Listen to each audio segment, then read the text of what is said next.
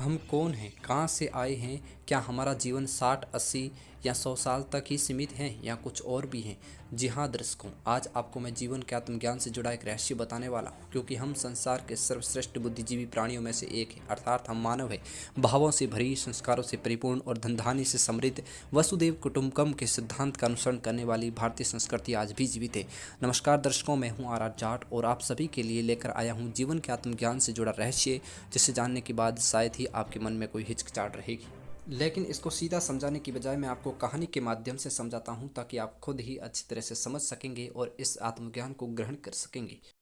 आदमी के 4 पत्नियां थी और वह अपनी चौथी पत्नी से बहुत प्यार करता था और उसकी खूब देखभाल करता था और उसको सबसे श्रेष्ठ महत्व देता था। वह अपनी तीसरी पत्नी से भी प्यार करता था और हमेशा उसे अपने मित्रों को दिखाना चाहता था। हालांकि उसे हमेशा डर था कि वह कभी भी किसी दूसरे इंसान के साथ भाग सकती हैं या मैरिज कर सकती हैं। वह अपनी दूसरी पत्नी से भी प्यार करता था।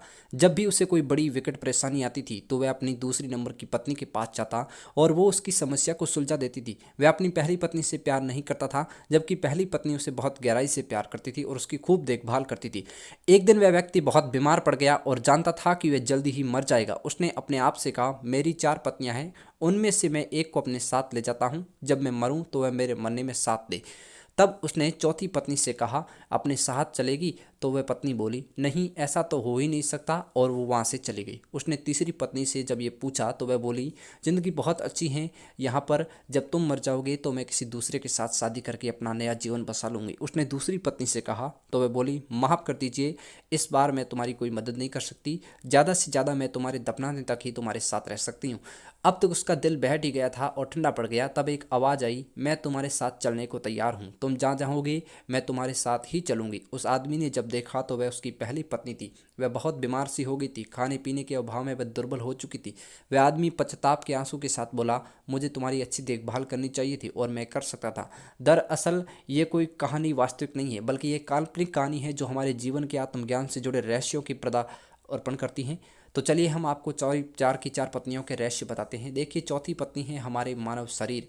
हम चाहे जितना सजा ले, संवार ले, पर जब हम मरेंगे, जब हम अपनी देह त्याग देंगे तो ये हमारा साथ छोड़ देगा, हमारे साथ चलने को तैयार नहीं रहेगा।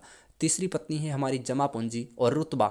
जब हम मर जाएंगे तो ये दूसरों के पास चले जाएंगे, इन पे हमारा कोई दवा नहीं रहेगा। दूसरी पत्नी अर्थात हमारे दोस्त एवं रिश्तेदार, चाहे वे कितने भी करीब क्यों ना हो, हमारे जीवन काल में मरने के बाद वे हद से हद हमारे अंतिम संस्कार तक ही साथ रह पाएंगे।